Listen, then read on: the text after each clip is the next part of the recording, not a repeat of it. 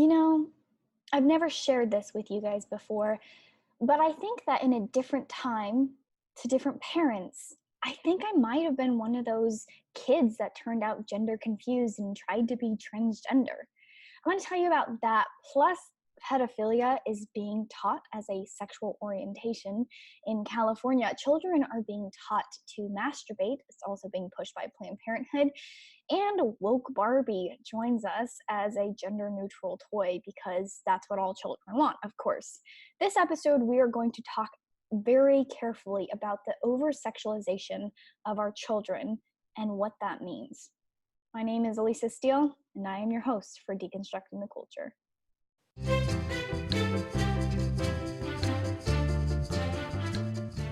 Hey, welcome to this episode, and thank you so much for joining me. I really hope you enjoyed last week's episode, which was an interview with Dale Partridge.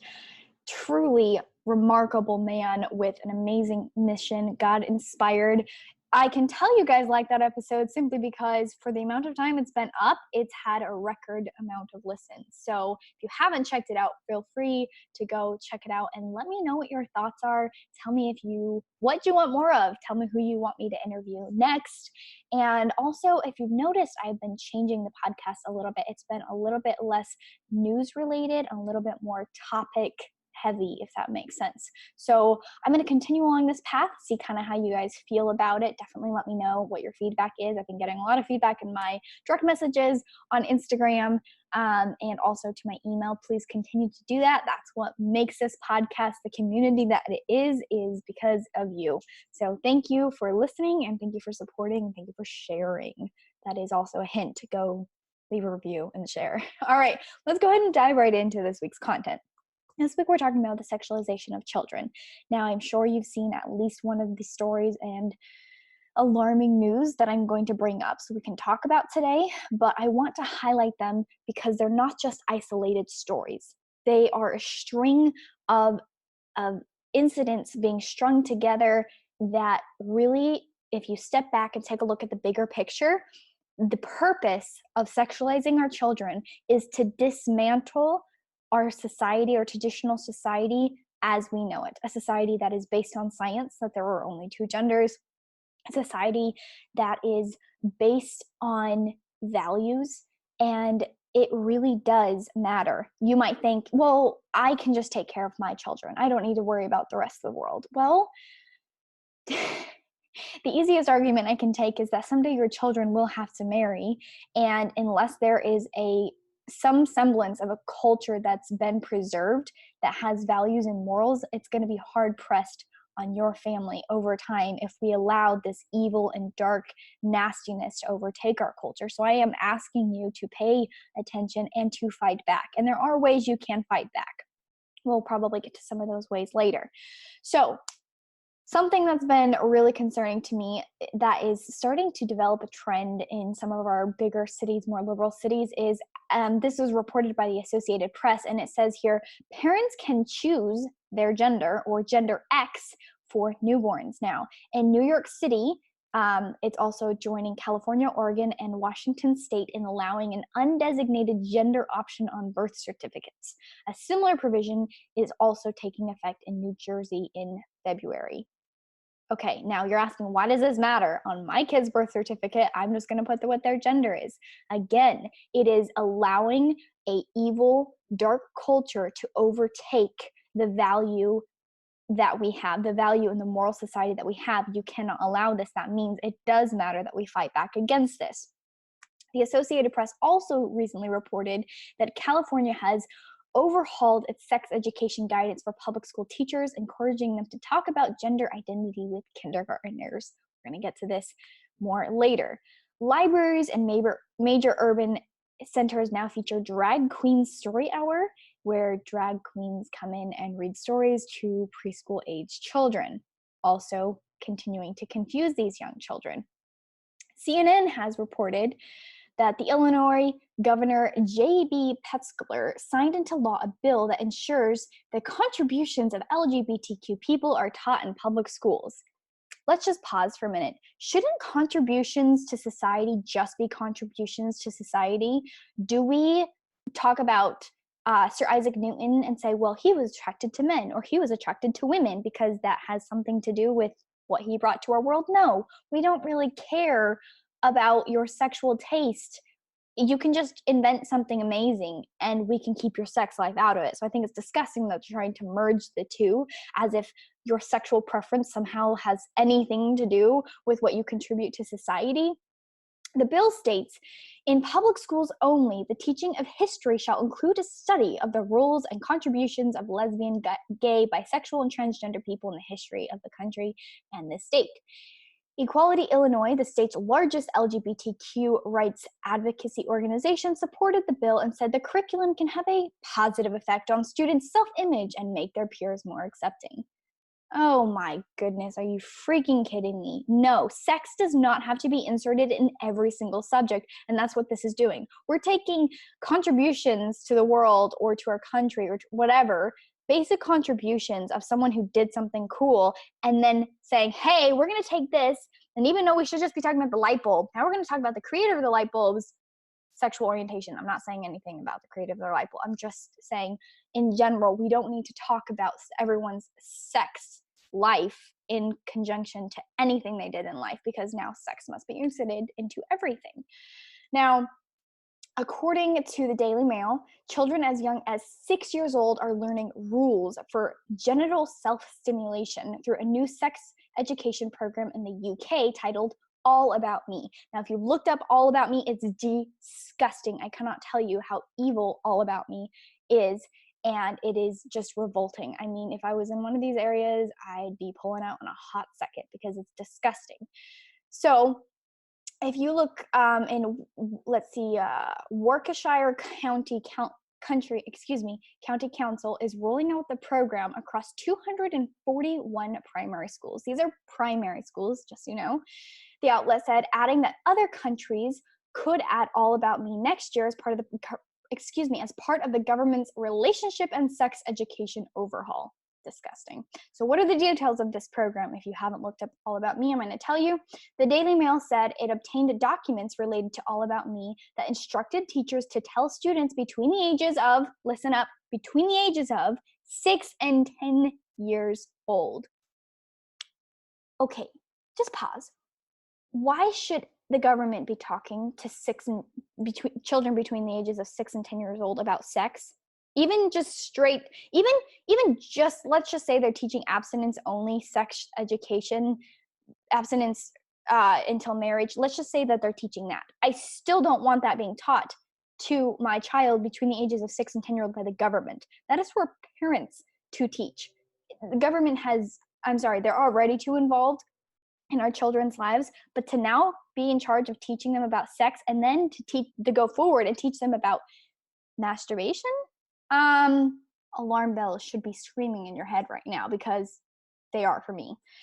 And they're being taught about, quote, the rules for touching oneself. The rules about self-stimulation appears in the 2-year lesson plan for 6 and 7-year-olds, the outlet added. In the touching myself section, the teachers are instructed to tell students that lots of people like to tickle or stroke themselves as it might feel nice, and that it may include touching their private parts, which is very normal and not dirty, the Daily Mail said. Kids are warned it's not polite to touch themselves in public, and it's acceptable to do so alone in a bathroom, shower, or bed, the outlet said, adding that students are quizzed on scenarios that are okay and not okay. So they're going to now quiz your children about, can you masturbate here? Can you masturbate here? How about now? Is now a good time? What? This is disgusting. One scenario actually even involves a girl named Autumn who likes to touch herself between her legs when she's alone in a bathtub because it feels nice. All primary schools will be required to teach compulsory relationship education starting September in the government's RES reforms, the outlet said, adding that next year parents won't be allowed to withdraw their children from these lessons. Now, pause right here. I'm not going to speak directly to this bill because I wasn't there when it was passed, but I can tell you right now, I've fought such equally vulgar sexual education bills in my home state of Utah when I was volunteering with Utah Eagle Forum as their intern director. And the excuses that I usually heard as to why this is important is because it's not being taught at home. and that it's important for children or for parents not to be able to opt their children out of this, because what if they desperately need to know this information and the parents are just too prudish, too religious to teach this, and that it is basically like a right for all children to know this at a young age, and so they need to just make sure your kid knows. And that's why they're, at least according to my experience, that is a commonly given reason as to why parents are not allowed to take their children out of these lessons. I'm not speaking to this one directly, I'm just saying from my experience. This county council said the lessons are tailored to the age and development level of the children, and that while some of the material may be sensitive for some, we believe it's important for children to get clear and consistent information about the important but often overlooked subject, the outlet added. Wow. Disgustingly mind-blowing. And we think sometimes, I think as Americans, we're like, oh, wow, well, that's shocking, but that's Canada or that's the UK. That's not going to happen in America. No, think again. Like I said, some crazy, gross things are happening in California right now. I know it's not that much of a surprise, but it is trickling into our Western world here in America, and we do need to be on guard about what's going on. So, according to Freedom Project Media, pedophilia is being taught as a sexual orientation in California schools. Government school officials in California think it's really important to teach children about pedophilia, and not just as it being awful and it's abuse and you should always report it to an adult if this ever happens. No, that's not the light it's being taught in. It's being taught in as a sexual orientation. And as you know, according to our media, any and all sexual orientations, well, they've got to be accepted because you don't have any control over it. And so if you don't have any control, then you can't judge. Oh my goodness, no. Well, this admission from the schools came because a very informed and involved parent, thank goodness those still exist, I'm sure you're one of them too. Her name is Stephanie Yates. She's the founder of Informed Parents of California. Thank you, Stephanie, for doing what you're doing. She asked school officials why they were teaching pedophilia in school up to ninth grade, or to ninth graders. I don't know if it was one of hers or not.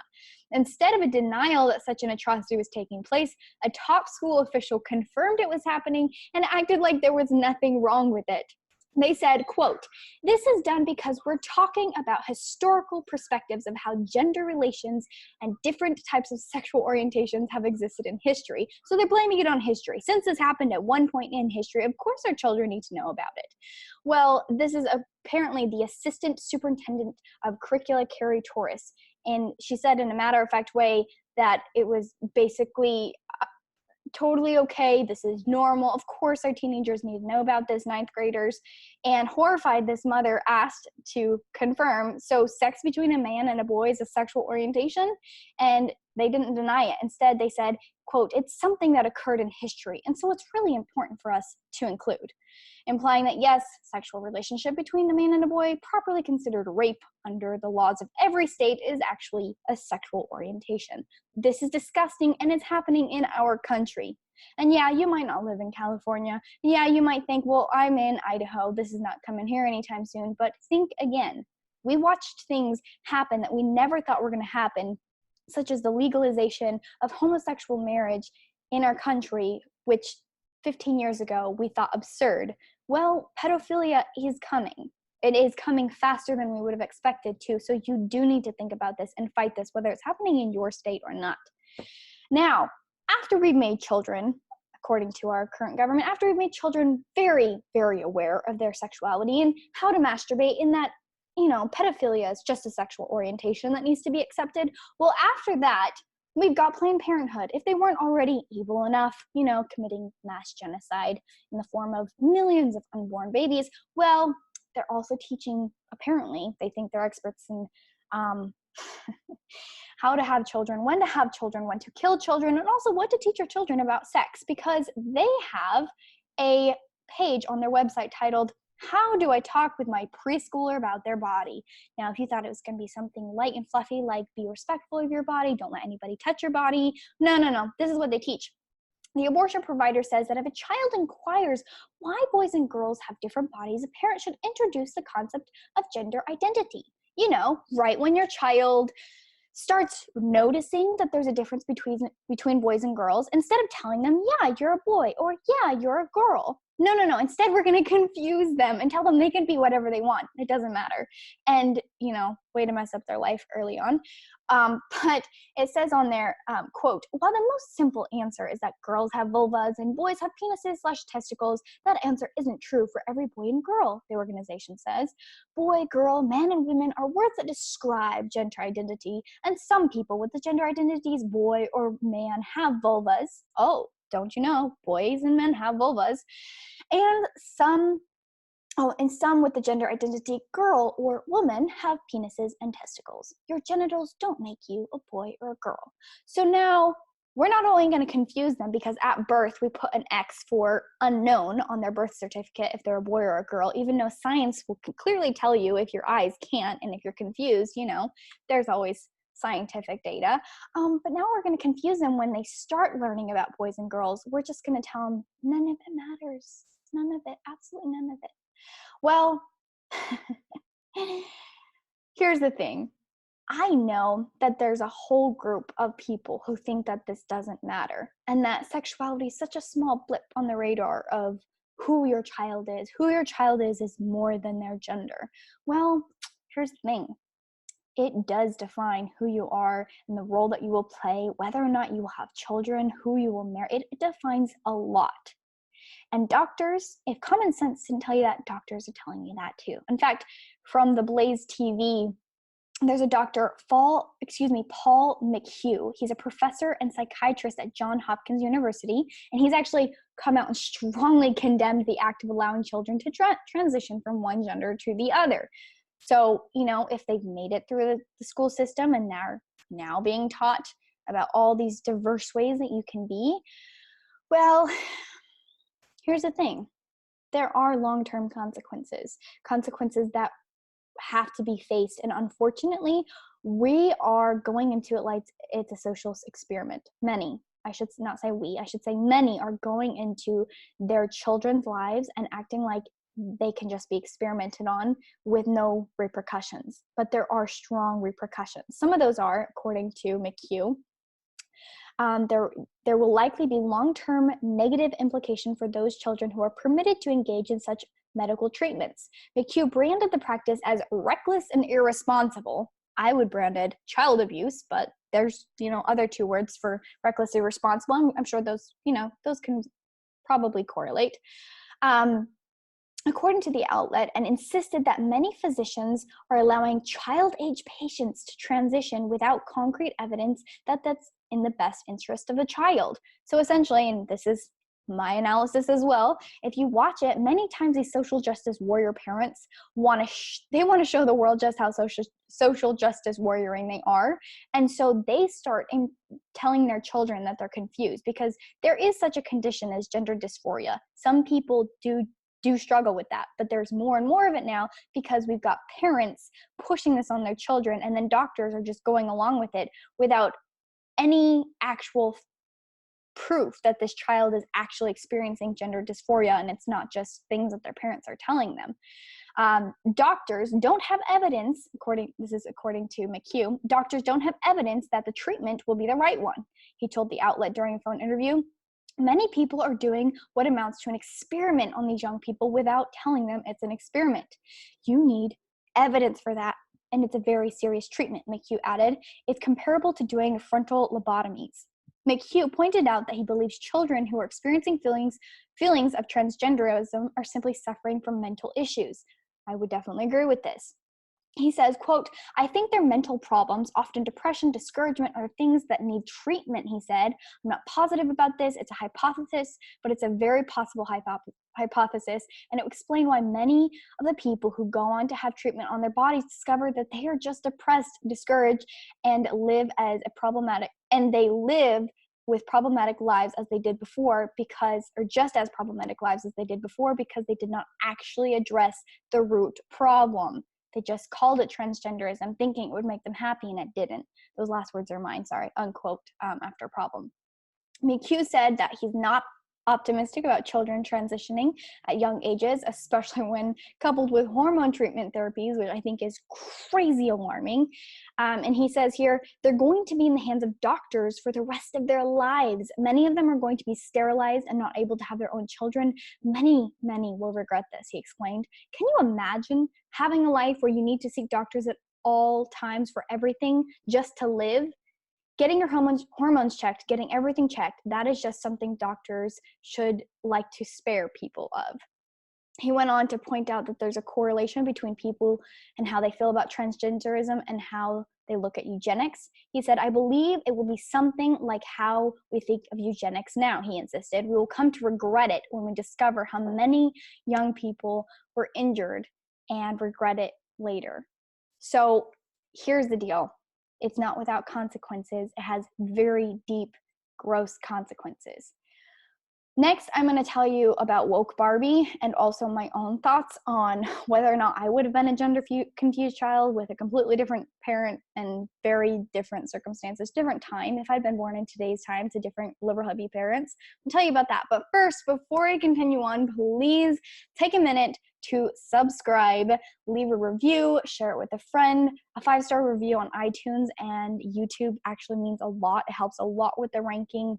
Really helps us go a long way. Share this on your social media and help get the word out there, because this community is so amazing. I think that all conservatives should know about it. There you go. All right, now here's the deal. After we've made children really comfortable with all this sexual confusion, after we've thoroughly confused them about everything sexual related, not to mention entered sex into everything, doesn't matter if it's just history. We're going to enter sex into everything and make sex the paramount issue in every topic and everything that they learn. After we've done that, then we're going to sugarcoat it and make it seem more normalized at home by introducing gender-neutral toys, which, let's just get real for a minute, most kids don't want gender-neutral toys. They don't really care, truthfully, like, whatever. But for the few out there who are unfortunately suffering through this, and because they're going through child abuse by their parents and with these hormones and whatever, maybe this is going to make them feel more accepted for a minute, but in the long run, it's not really going to help them. So woke Barbie is what I'm calling this, but it's actually a toy company named Mattel. They launched a new line of dolls that are gender inclusive because, you know, every kid out there has just been waiting for this toy and they're super psyched about it now. Well, it's called A Creatable World. And the line allows children to interchange hair, clothes, accessories on the doll, and it means that this doll can be created or customized to be male and female, transferred back and forth. And their reasoning behind this is, quote, we see this line as an opportunity for us to open up the dialogue around what dolls are for and who dolls are for, said Kim Calamone, Senior Vice President of Mattel Fashion Doll Design. And also, as the world begins to celebrate the positive impact of inclusivity, we absolutely fundamentally believe it's time to launch a doll line free of labels and free of rules for children, for kids. Okay, all right then. I don't think that doll line's actually going to last very long, but it does show the overarching connect the dots. We're struggling through a culture that's trying to convince us that science doesn't matter and it doesn't exist, and we can defy it just by thinking that we are right, by believing that we're right, doesn't matter what science says, and a world that wants to destroy traditional values.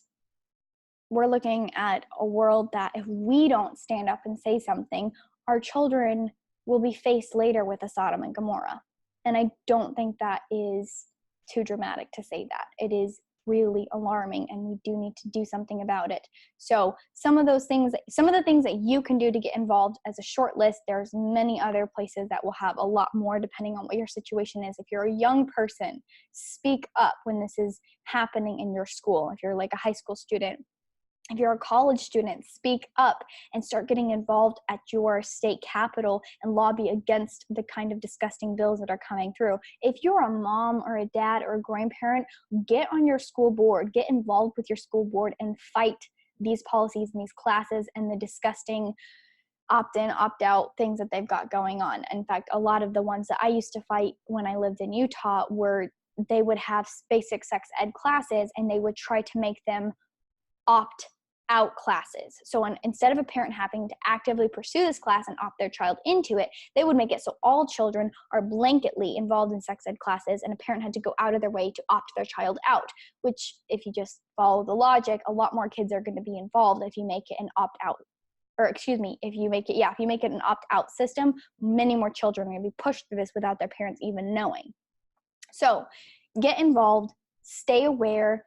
The best thing you can do is not worry about it on a country level, but look at what your state is doing, where you can be the best influence in your community.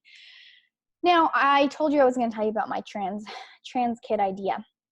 I'm going to be super straight up with you. I've never shared this before. But here's the thing. When I was a little girl, and I'm trying to think what age it probably was. It was probably between the ages of 6, maybe like 5 and 11.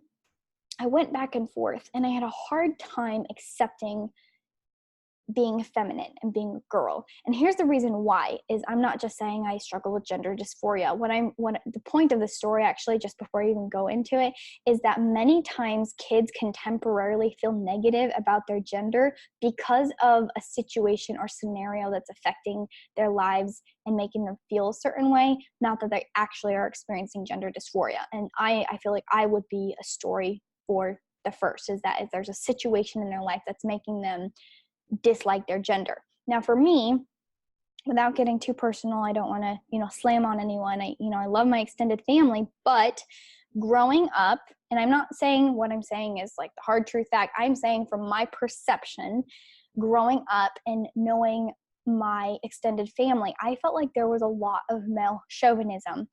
And I felt like the boys, my boy cousins, and even my brother, I felt like they were offered more opportunities that I was excluded on simply based on gender. That made me really resentful of my gender.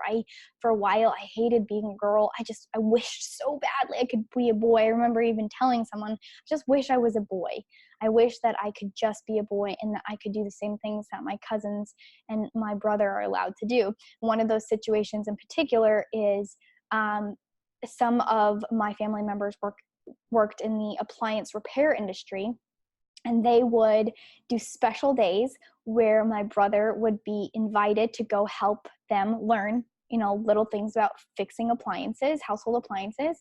And it would be a super fun day where they got to hang out with this, uncle or that uncle. I have a lot of uncles. And they would get to ride around and eat, sugary snacks and have a really good time. And I always wanted to do that. And I asked my mom on multiple occasions, like, when is it going to be my turn? When do I get to go learn how to fix appliances and have a fun day?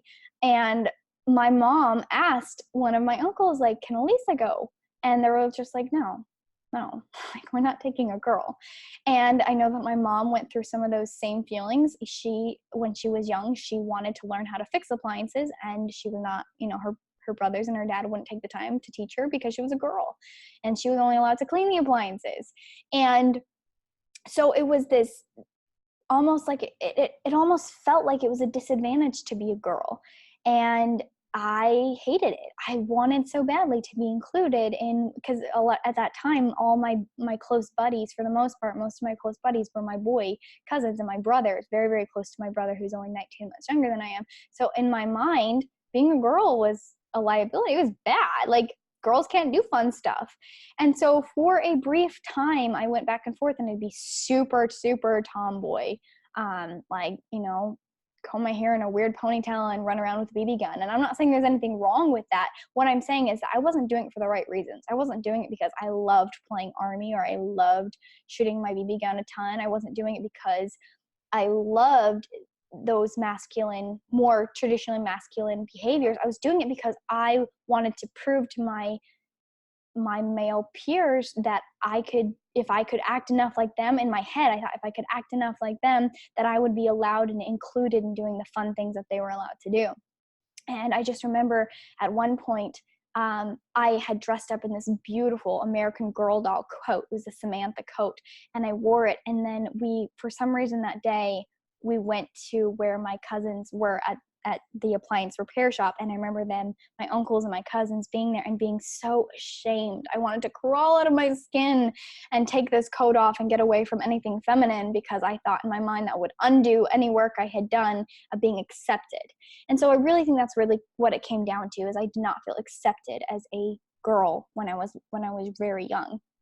Now, I bring this up just simply to demonstrate that environmental factors can play a big part in how a child can feel towards their gender. It doesn't necessarily mean that there's gender dysphoria, but perhaps there's something going on in their environment that would make them feel that way. I think in a different time to different parents, there's a chance that my whole life would have been screwed up. But instead, because I had good mom, she let those feelings play through. She talked to me about them. Eventually I worked through that, was able to embrace being feminine and loving being a girl. There's no way in the world I would ever trade that now. As an adult, I am so thankful to be a woman.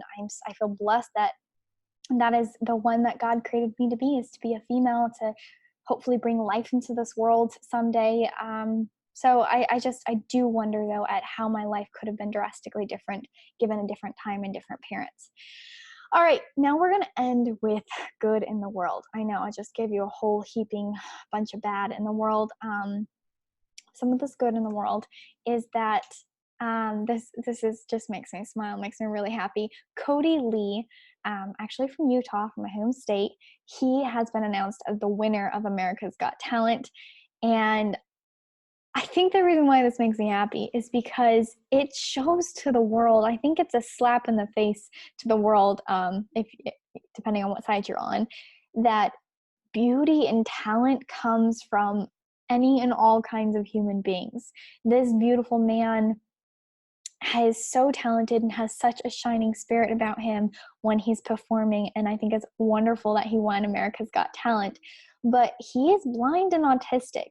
And there's so much of the world that if they found out in, testing when their child was in utero, that their child was going to be blind and autistic, there's a lot of the world that would abort him, that would have aborted a Cody Lee. And I do wonder at how many Cody Lees have been aborted. And that makes me kind of sad to think about that. But on a good note, a beautiful man named Cody Lee, who was blind and autistic and had a beautiful talent to share with the world. He won America's Got Talent, and I think it is a strong stance in favor of showing that all life is valuable. Doesn't matter what your, quote, disabilities may be, or how you're different from what would be considered the perfect human, which I don't believe that there even is.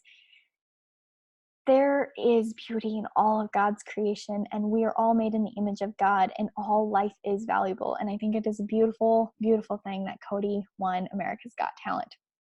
With that said, God bless you. God bless America.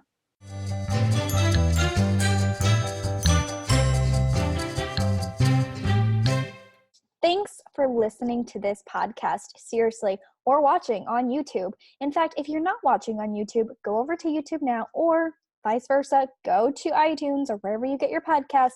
Please subscribe and leave a 5-star review. That is how this podcast makes it in the Apple rankings. That's how this podcast makes it in the YouTube world. It's because of your help and your support. And you know what?